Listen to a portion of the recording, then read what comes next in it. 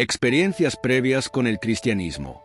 Algunos de ustedes han tenido experiencias pasadas con el cristianismo y pueden estar juzgándolo con una percepción distorsionada. No todo lo que se llama cristiano es verdaderamente cristiano. Vivimos en un mundo lleno de engaño, donde la verdad a menudo se difumina. Pero en medio de la niebla, ¿quién es nuestra luz guía? Es Jesucristo. No acepten simplemente lo que las autoridades religiosas afirman como verdad. Siempre verifiquen con la palabra de Dios. Muchos creen que repetir mantras dados por un supuesto sacerdote los salvará. Pero cuando el sacerdote prescribe un número determinado de repeticiones, las personas a menudo lo superan, pensando, él no entiende la gravedad de lo que he hecho. ¿De dónde proviene ese impulso? Proviene de lo más profundo, del reconocimiento innato de que tales actos nunca serán suficientes. Y la verdad es que tienen razón. Ninguna cantidad de repeticiones de mantras jamás los hará lo suficientemente buenos.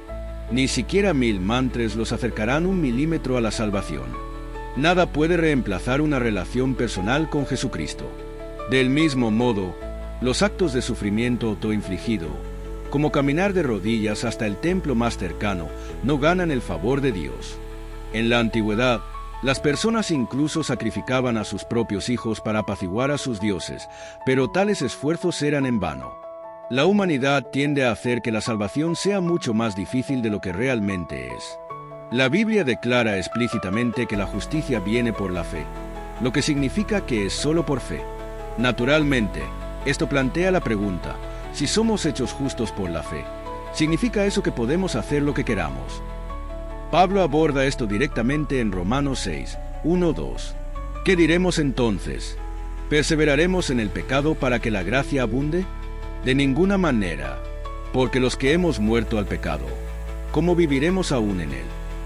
Esto significa que nuestra justicia no se basa en nuestras obras, sino solo en la fe.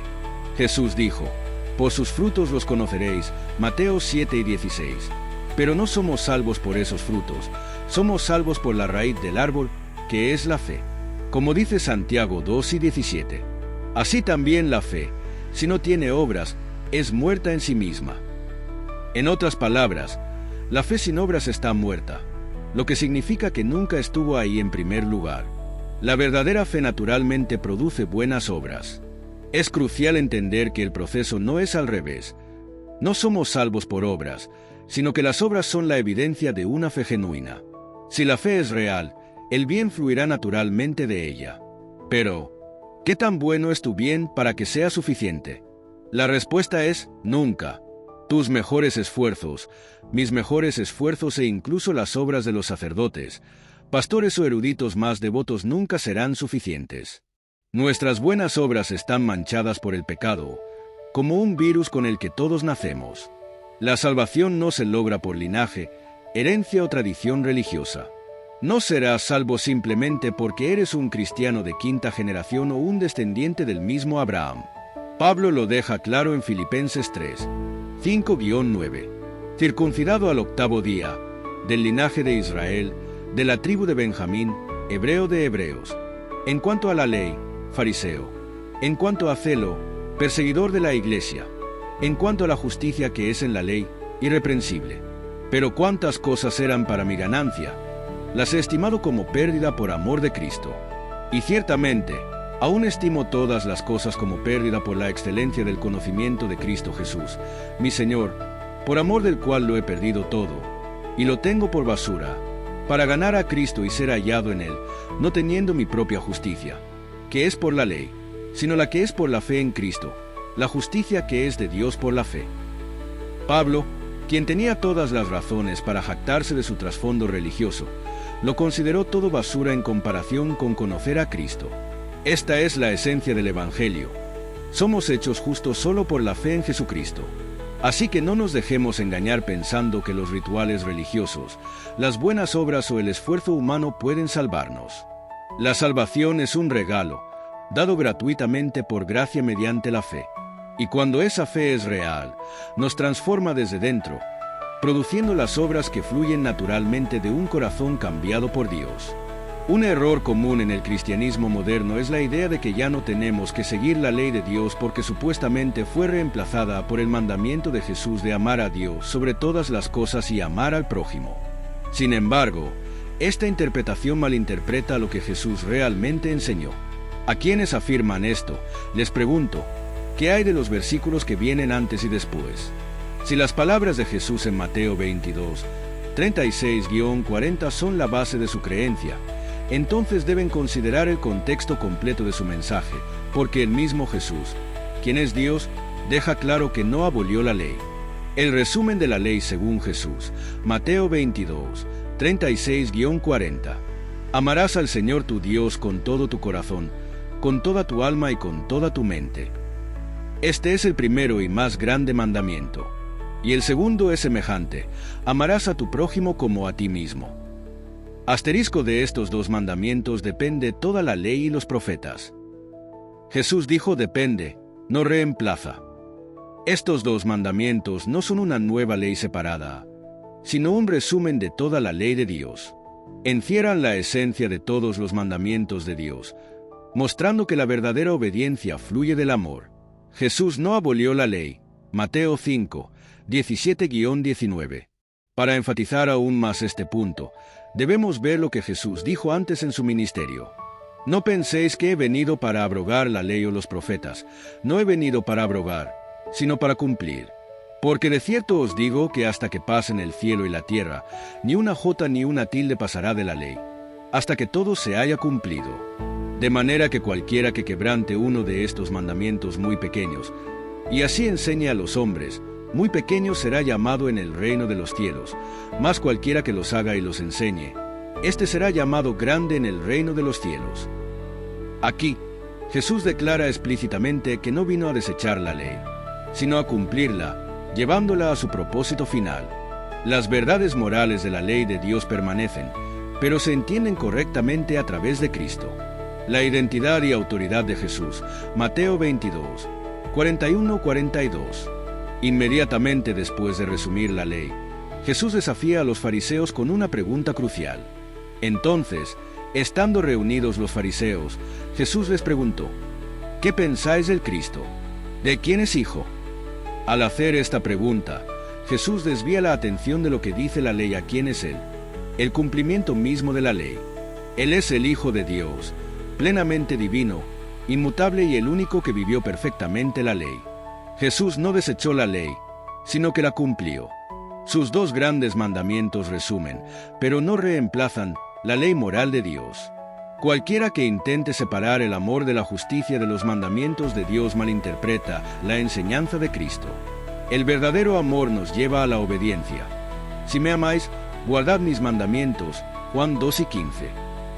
Jesús, como Dios, nunca cambia. Hebreos 13:8. Su palabra permanece verdadera, y su llamado tanto a la fe como a la obediencia sigue firme. Otro concepto erróneo común en algunos círculos cristianos es que hablar en lenguas es un requisito para la salvación.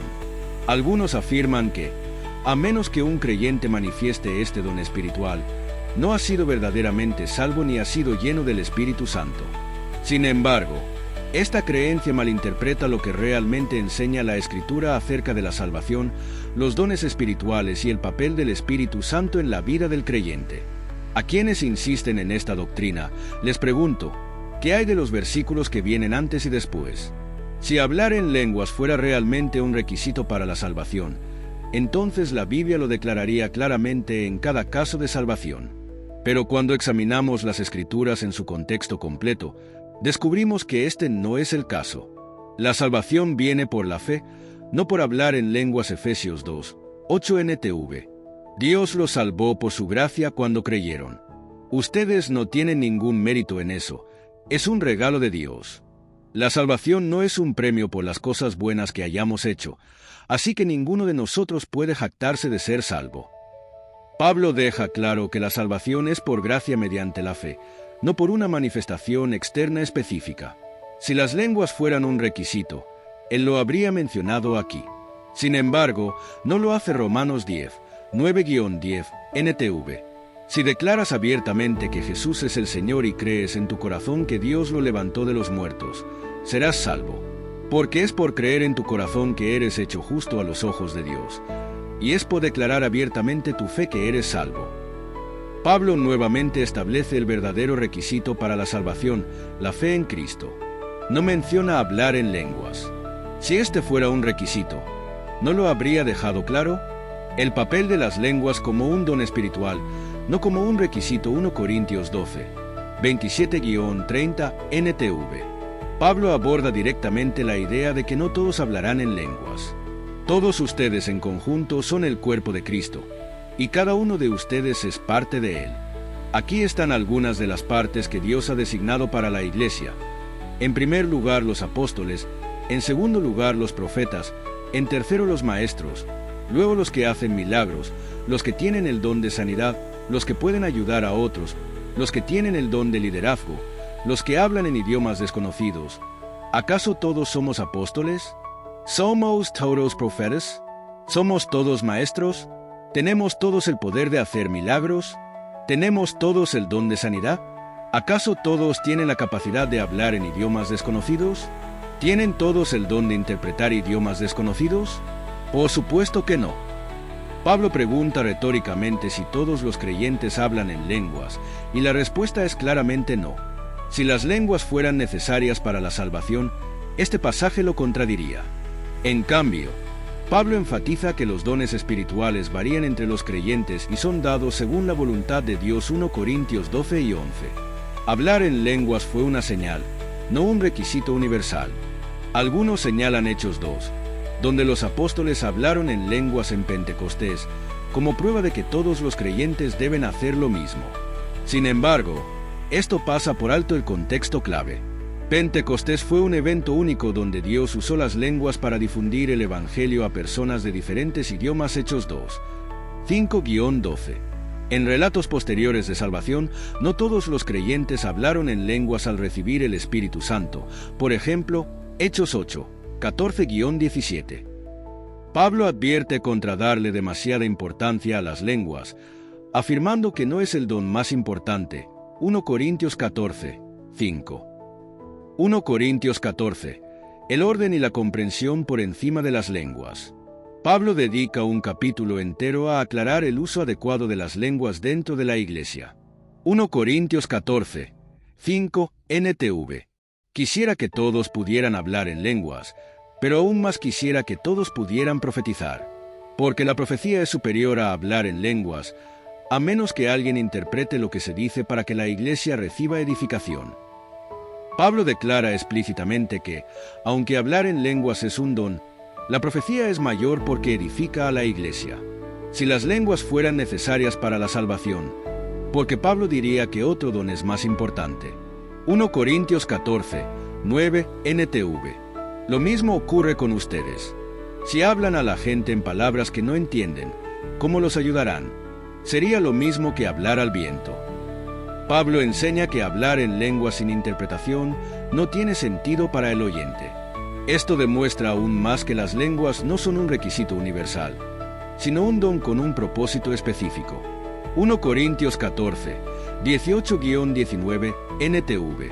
Doy gracias a Dios porque hablo en lenguas más que cualquiera de ustedes. Pero en una reunión de la iglesia, prefiero decir 5 palabras comprensibles para ayudar a otros que 10.000 palabras en un idioma desconocido. Pablo, aunque tenía el don de lenguas, valora más la comprensión que el simple hecho de hablar en lenguas. Si las lenguas fueran necesarias para la salvación, porque Pablo minimizaría su importancia en la iglesia. 1 Corintios 2 y 22, NTV. Así que ven, hablar en lenguas es una señal, no para los creyentes, sino para los incrédulos. Pablo declara que las lenguas fueron dadas como una señal para los incrédulos, no como un requisito para todos los creyentes. Si fueran necesarias para la salvación, Pablo habría dicho que eran una señal para los creyentes. La enseñanza de Jesús sobre la salvación. Juan 3 y 16, NTV. Pues Dios amó tanto al mundo que dio a su único Hijo, para que todo el que crea en Él no se pierda, sino que tenga vida eterna. Si las lenguas fueran necesarias para la salvación, Jesús lo habría dicho. Sin embargo, Él declara que la fe es lo único que otorga la vida eterna. Juan 14:6 NTV. Yo soy el camino, la verdad y la vida. Nadie puede ir al Padre si no es por medio de mí. Observa, Jesús mismo es el camino a la salvación, no un don específico del Espíritu. La creencia de que hablar en lenguas es un requisito para la salvación malinterpreta la enseñanza de la Biblia tanto sobre la salvación como sobre los dones espirituales. La salvación es por gracia mediante la fe, no por obras ni manifestaciones externas. Efesios 2, 8-9, Romanos 10, 9-10. No todos los creyentes reciben el don de lenguas. 1 Corintios 12, 27-30. Jesús nunca exigió hablar en lenguas para ser salvo, solo la fe en Él. Juan 3:16, Juan 14:6. Si bien hablar en lenguas es un don real y valioso del Espíritu Santo, no es un requisito para la salvación. Es peligroso agregar requisitos a la salvación que la Biblia no da. En lugar de buscar una señal externa específica, debemos buscar una relación genuina con Jesucristo y confiar en su obra terminada en la cruz. La falsa creencia sobre las transfusiones de sangre. Algunas personas creen que recibir una transfusión de sangre viola la ley de Dios debido a pasajes bíblicos que prohíben el consumo de sangre.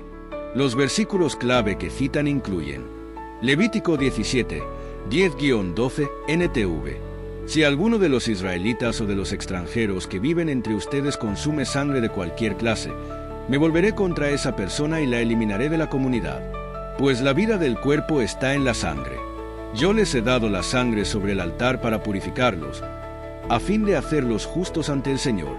Es la sangre, dada a cambio de una vida, la que hace posible la purificación. Hechos 15, 28-29, NTV. Pues nos pareció bien al Espíritu Santo y a nosotros no imponer sobre ustedes una carga mayor que estos pocos requisitos. Deben abstenerse de comer alimentos ofrecidos a ídolos, de consumir sangre o la carne de animales estrangulados, y de la inmoralidad sexual. Si hacen esto, harán bien. Debido a estos versículos, algunos afirman que cualquier uso de sangre, incluidas las transfusiones, está prohibido. Pero, ¿realmente se sostiene esta interpretación? Las transfusiones de sangre no son lo mismo que comer sangre. El mandato bíblico se refiere a comer sangre, no a procedimientos médicos. No se mencionan transfusiones porque no existían en tiempos bíblicos. El contexto de estos pasajes se refiere a rituales paganos y leyes dietéticas.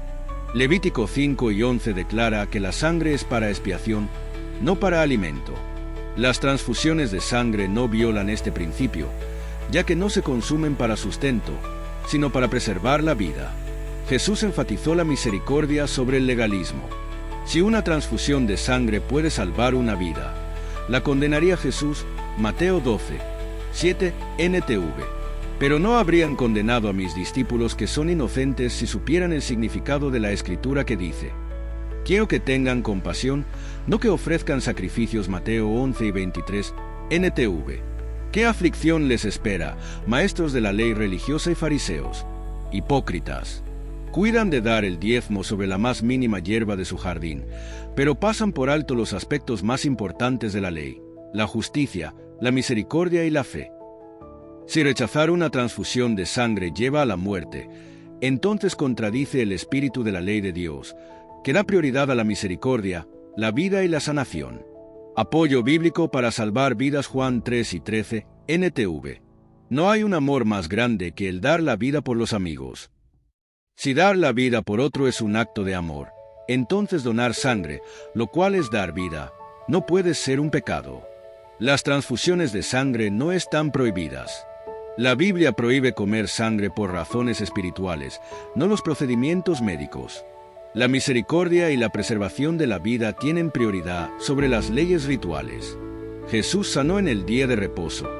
¿Por qué no apoyaría la sanación a través de medios médicos? Rechazar una transfusión de sangre que salva vidas contradice el mandamiento de Dios de amar y cuidar a los demás. La falsa creencia sobre la observancia del sábado. Algunos enseñan que la observancia del sábado en un día específico es obligatoria para la salvación. Éxodo 20, 8-10 NTV. Recuerda guardar el día de descanso al mantenerlo santo. Tienes 6 días en la semana para hacer tu trabajo habitual. pero el séptimo día es un día de descanso y está dedicado al Señor tu Dios. La enseñanza de Jesús sobre el sábado. Jesús nunca abolió el sábado, pero aclaró su verdadero propósito. Marcos 2, 27-28, NTV.